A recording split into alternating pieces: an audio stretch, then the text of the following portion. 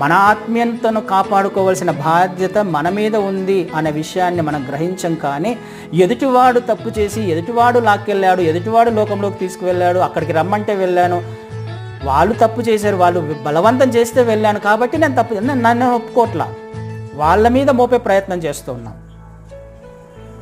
మనకు తెలియదా అక్కడికి వెళ్తే ఏం జరుగుతుందో? ఒకవేళ తెలియకపోయినా అక్కడికి వెళ్ళిన తర్వాత అయినా తెలియదా అది అక్కడ అది సరైనది కాదు అని, అది మంచి మార్గము కాదు అని?